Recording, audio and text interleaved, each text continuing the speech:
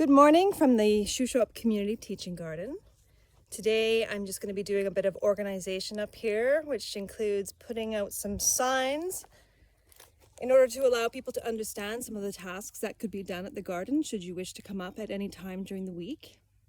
We have been planting a lot of seeds, so we are watching for germination along these drip lines that are in place and that have a post. We're using right at the moment a stakeholder that marks the beginning of the row and actually does have written in pencil what was planted and the date. So we are watching and waiting for those seeds to germinate and come up. If you are up here and you have that sort of tender loving care that you like to give to plants, this is a nice relaxing activity is to go through, and if you need to, you can look for seedlings. We do have a watering hose, so if you wanted to just water things if it was dry. Otherwise, we're also just we don't want the wood chips to actually smother out the seeds themselves. So we're gonna make sure that the wood chips do not go over the drip line as much as just in the center of the path. As a walking path, it delineates it, but it also will help to conserve moisture in the soil. So as you can see here, I've put down some fresh chips. A good shovelful, basically a nice, 1-inch thick layer. There's already some wood chips, but this is just going to really help. I don't know what the long-term forecast is for rain for this year, but if the previous rest of the spring has been any indication, we need to conserve moisture as much as possible. So these wood chips help to do that. They also break down into the soil over time. We want them to sit on top of the soil. This is considered the back to Eden method, which is basically mimicking what nature does, breaking down the woods and debris, and it just sits on the surface and breaks down and becomes new soil and creates good microscopic types of critters all in the soil, which is all beneficial. But we don't want it mixed into the soil, because it's that mixing in that actually can create an issue with nitrogen deficiency, especially if it's very fresh wood chips, which not all of this is. So one task is to get some of this wood chips onto our rows. Everything that's planted, most of it is going to need to have this thick layer of chips.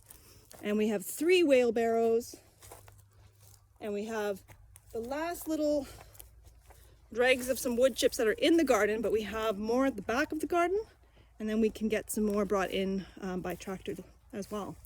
So as you can see, we had Colleen came in today, and she did a great job weeding this area as we're cleaning up around our pipe, and she's added a really thick layer of wood chips. These strawberries are looking fantastic. Thanks to Rita, who has done a very diligent job of weeding in and around these strawberry plants, which was a task for sure. There are strawberry plants that are growing in between the rows. Those could be gently forked up without disturbing too much of the roots and put into any holes that are missing in the drip line. For instance, as you can see right here, this one's dead, and so we actually have a space for 2 more plants. Each of these little drip holes could always have a plant at its base. So if we wanted to, we can move the little plants that are in the pathways, move them into new spots. We could add a little bit of compost in and around the plant. Careful not to cover what's called the crown of the strawberry. And the crown of the strawberry is this right here. We don't want to cover the crown, because then it can rot, and it will actually rot from the inside out. So just around the plant, and then if we did have these strawberries removed from the rows, we could then bring in a whole lot of wood chips in order to, again, conserve moisture and also keep the soil from bouncing onto the strawberry, which is generally where you're going to get your strawberries starting to rot and mold. So you can see we've done a really fantastic job getting everything ready. If it does not have a post, it means it has not been planted, but what I will be doing is coming through and taking and placing some stakes that have a yellow flag and a bag with some seeds. And that means that that could be planted in that row. And then we just pencil from the shed. If all else fails and you can't get into the shed for any reason, then just put the seed pack back in the bag. Take the yellow tape or orange flag tape off, saying it's done. And that's a nice way to keep things going.